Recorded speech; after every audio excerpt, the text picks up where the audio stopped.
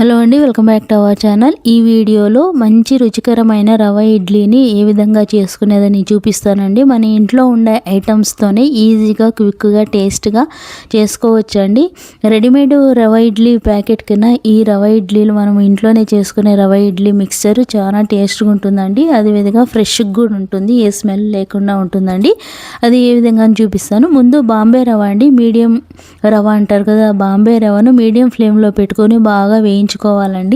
ఇది రవ వేయిస్తేనే aroma flavour వచ్చేంత వరకు వేయిస్తేనే మనకు ఇడ్లీలు మంచి టేస్ట్గా వస్తాయి అండ్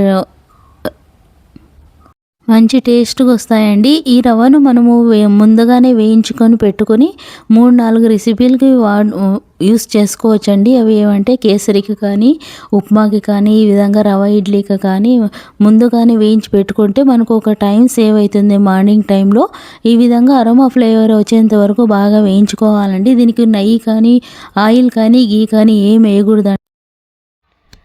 డ్రై రోస్ట్ చేసిన తర్వాత ఇది చల్లారిన తర్వాత మనం ఒక ఎయిట్ బాక్స్లో వేసి పెట్టుకుంటే నెల రోజుల వరకు స్మెల్ రాకుండా ఉంటుందండి.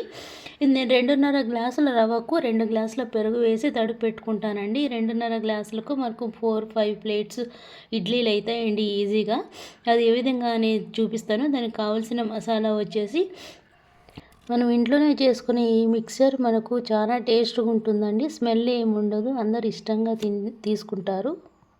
ఆవాలు వేయించుకుని అవి వేగిన తర్వాత శనగపప్పు, అదేవిధంగా గోడంబి వేసుకొని దోరగా వేయించుకోవాలండి. వేయించిన తర్వాత మనకి కారానికి తగ్గట్టు పచ్చిమిరపకాయలు చిన్నగా కట్ చేసుకొని రోస్ట్ చేసుకోవాలండి.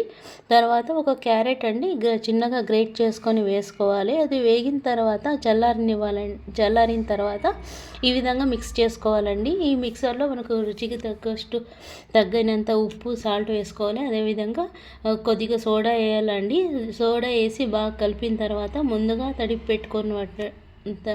తడిపి పెట్టుకున్న రవ్వను వేసి బాగా కలుపుకోవాలండి. ఇది కొద్దిగా గట్టిగా ఉంది. దీనికి మళ్ళీ కొద్దిగా మజ్జిగ వేసుకొని కొద్దిగా లిక్విడ్ కన్సిస్టెన్సీ వచ్చేంత వరకు కలుపుకోవాలండి. లేకపోతే ఏమవుతుందంటే రవ ఇడ్లీలు చాలా హార్డ్గా, గట్టిగా వస్తాయండి, స్మూత్గా అయితే ఉండవు. ఈ విధంగా మజ్జిగ వేసుకొని కలుపుకోవాలండి. ఇది మెయిన్ వచ్చేసి దీనికి పెరుగు క్వాంటిటీ ఎక్కువ ఉండాలండి. అదే దీనికి రవ ఇడ్లీకి ఒక సీక్రెట్ అంటారు కదా అది.